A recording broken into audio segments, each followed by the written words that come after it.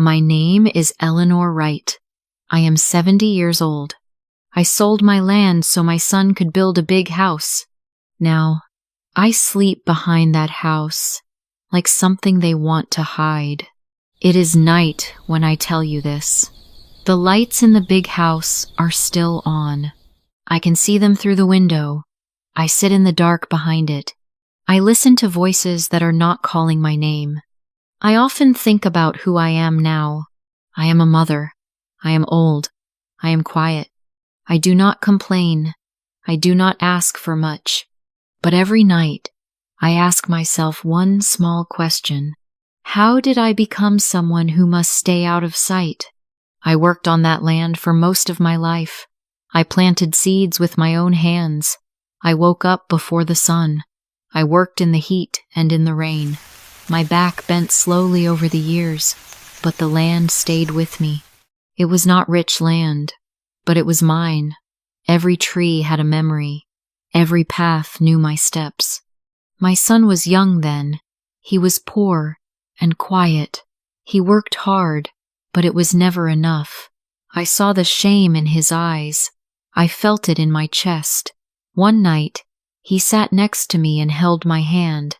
He said, "Mom, we will live together." He said, "You will never be alone." I believed him. I wanted to believe him. I thought family meant sharing one life. So I sold most of my land. The paper was thin, but the decision was heavy. My hand shook when I signed my name. I kept a small piece behind the house. I told myself it was enough. I told myself we were family.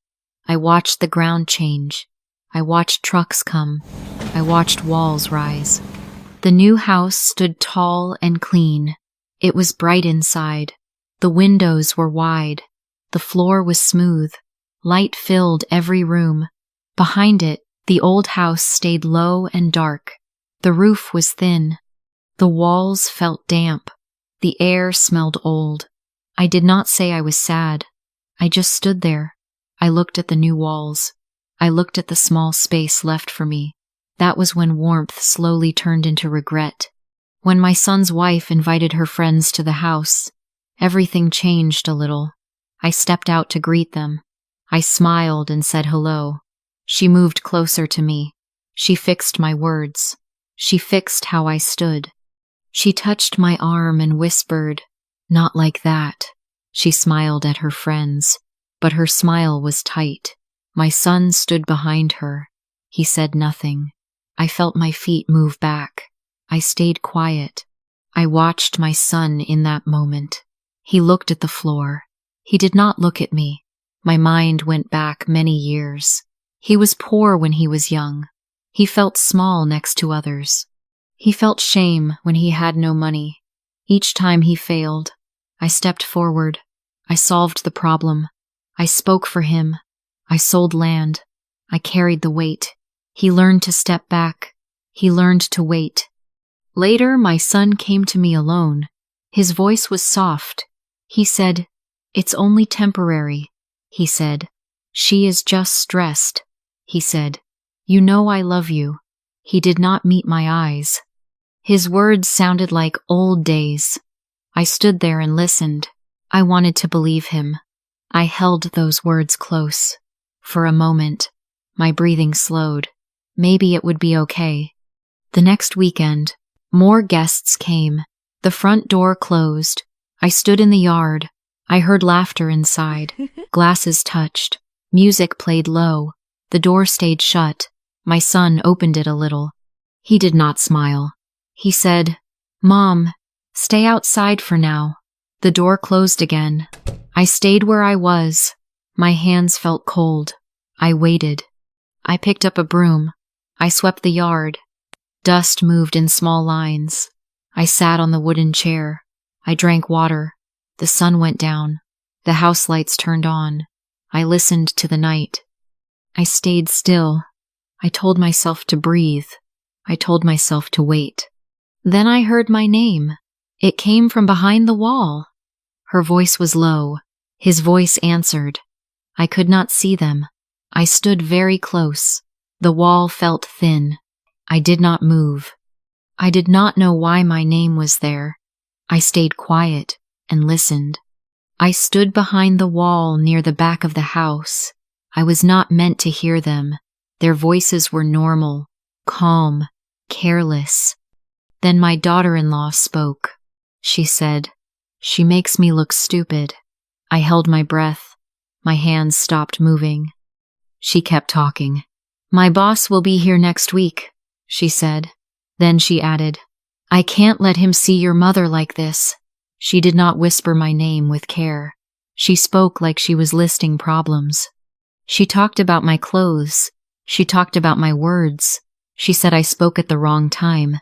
She said I embarrassed her in front of friends and partners. I stood still. The wall felt thin. My fingers began to shake. I almost dropped what I was holding. My heart beat fast, then faster. My ears rang. For a few seconds, I could not breathe. I did not cry. I did not fall. My body reacted before my mind did. I leaned against the wall and waited for the noise to stop. In that quiet moment, something became clear. No one pushed me away with words. No one shouted. No one told me to leave. But they changed my place. They changed my meaning. I was no longer a mother. I was a problem. I was no longer family. I was a risk to her image. I stood there and listened to my own breathing. The house stayed bright. Their voices moved away.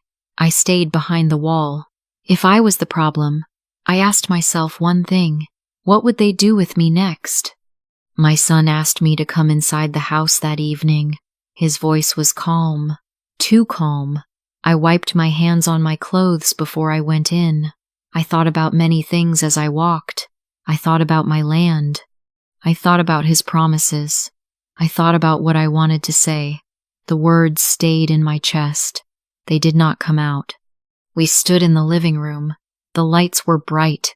The room felt clean and empty at the same time. My daughter-in-law stood near the window. She did not look at me. My son stood between us. He held his hands together. I watched his fingers move. I waited. I hoped he would look up. He did not. I wanted to speak. I wanted to ask one simple question. I wanted to say, "Am I still your mother?" My mouth opened a little. Then it closed. My throat felt tight. I felt my heart beat in my ears. I stayed silent. I waited for him. Then he said it. He did not raise his voice. He did not sound angry. He said it like a suggestion. "Mom, it's better if you stay in the old place. It's quieter there." The words fell between us. They stayed in the air. No one moved. I looked at his face. He did not look at me. My hands felt weak. The bag I was holding slipped from my fingers. It touched the floor softly. I did not bend down. I did not cry. I stood very still. My body felt heavy, but my head felt clear. I understood the sentence. I understood what it meant. The big house was not for me. I nodded once. I did not argue. I did not shout. I did not beg. I picked up my bag slowly. My hands were steady now. I felt something change inside me. The pain was there, but it did not control me. I turned toward the door. As I walked out, I felt my back straighten. I did not look behind me. The night air touched my face. I took one deep breath. I was hurt, but I was still standing. In that moment, I knew one thing. I would not make myself small anymore. I walked back to the old place without speaking. The path felt longer than before. I held my bag close to my body. My steps were slow, but steady. I did not stop. I did not look back. The big house stayed bright behind me. Inside, I heard no one follow. No door opened. No one called my name. My son stayed inside the light. He did not come after me. I thought about his face. I thought about his hands. He avoided my eyes like he always did. I felt a quiet weight in my chest, but I kept walking. From the yard, I saw my daughter-in-law through the window. She sat down. Her shoulders dropped. She let out a long breath. I understood that breath. It was relief. She did not smile, but she looked calm. No one said sorry. No one said goodbye. The house stayed silent. I stood still for a moment. My body felt cold. My hands felt numb. I listened to the night sounds. I heard insects. I heard the wind move the trees. The world did not stop. Only my place in it changed. I thought about the land I gave up. I thought about the years I worked. I thought about the word family. I went inside the small room behind the house. The light was weak. The walls felt close. I put my bag down. I sat on the bed. My back hurt, but my head felt clear. I did not cry. I did not shake. I breathed in and out, slow and quiet. I stayed there in the dark for a long time. I watched the light from the big house turn off, one room at a time. I waited. I did not know why. That night, something small happened. That night, the small thing was this. I packed my things. I did it slowly. I did not turn on the main light. I folded my clothes with care. I chose only what I needed. No one noticed. No one came out to ask what I was doing. The house stayed quiet. I packed a few shirts, my old sweater, and my shoes. I touched each item before I put it in the bag. I thought about where it came from. I thought about how long I had owned it. My hands moved on their own. My mind felt calm. I did not rush. I did not feel angry. I just packed. When the bag was ready, I sat on the edge of the bed. I listened to my breathing. I felt tired, but steady. I waited for a sound from the big house. A door, a step, my name. Nothing came. The silence answered me. I understood it very clearly. Later, I stepped outside. The night air was cool. I looked at the big house one last time. The windows were dark now. The walls looked tall. I remembered the day it was built. I remembered standing on the land. I remembered believing I would belong there. I did not curse anyone. I did not ask why. I just looked. I stood there for a moment longer. My shoulders felt lighter. I felt small, but not weak. I had been pushed aside, but I was still myself. I turned away from the big house. I walked back to the small place behind it. My steps were quiet. My back was straight. Months passed. The days moved slowly at first, then a little faster. I did not go far. I found a small room in a quiet place. It had one window and a narrow bed. The light came in every morning. I cleaned the floor myself. I cooked simple food. I learned the sounds of the street. I thought about my life. I thought about what I lost. I thought about what I still had. In the new place, no one looked past me. The woman next door said hello each day. The man downstairs helped me carry water once. I started to walk to the market in the mornings. I bought bread and fruit. I spoke with the seller. We smiled at each other. I felt seen again. I felt useful again. I was not rich. I was not important, but I belonged to my own life. Some evenings, I sat outside and watched the sky change color. I felt my shoulders relax. My hands did not shake anymore. I still thought about my son. I still thought about the house. The thoughts came, then they left. I did not chase them. I did not wish harm on anyone. I did not wait for an apology. I chose peace.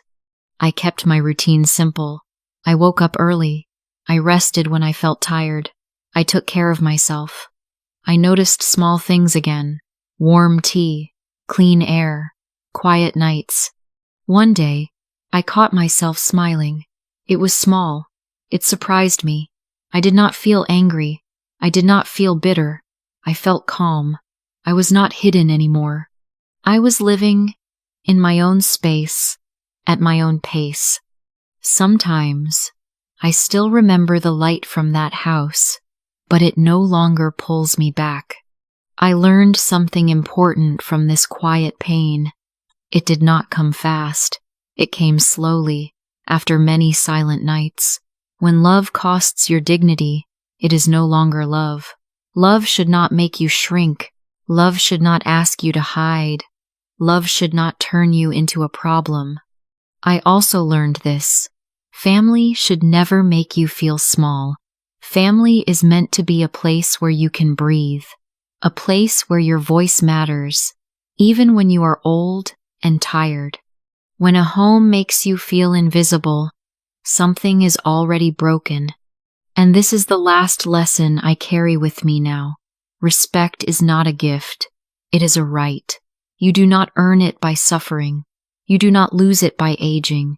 You have it because you are human. I forgot that once. I remember it now. If you listen to this story, you may see parts of your own life. In modern families, pressure moves fast. Work, money, and image often come first. When that happens, people forget simple care. You may have helped someone for many years. You may have stayed silent to keep peace. You may think that sacrifice always means love. It does not. Healthy families have boundaries. A boundary is not a wall. It is a clear line. It shows where respect starts. You can help others and still protect yourself. You can love deeply and still say no. When you give everything, you lose your voice. When you lose your voice, others decide your place. This has happened to many people, not just parents. If you feel small at home, pause and listen to your body. Your body has told you the truth before your mind has. If you feel tired all the time, something is wrong. If you feel afraid to speak, something needs to change. You deserve a space where you can breathe. Start with small actions. Speak once, clearly. Ask for respect, not permission. Keep your routines. Keep your money and your time safe. Choose calm over silence. Choose dignity over comfort. You have lived many years. You have learned many lessons. You are allowed to protect yourself now. She was not beaten. She was not shouted at. She was just moved out of sight. When you think about this story, ask yourself one quiet question. Is it still love if someone hides you instead of hurting you? Sometimes pain does not come from loud words. Sometimes it comes from being erased. If this story touched something inside you, you can share your voice here. Comment yes if you understand this kind of pain. Comment no if you still believe family is always family. If you stayed until the end, thank you for listening. Like this video if it made you reflect, and subscribe if you want more quiet stories like this. Take care of your heart.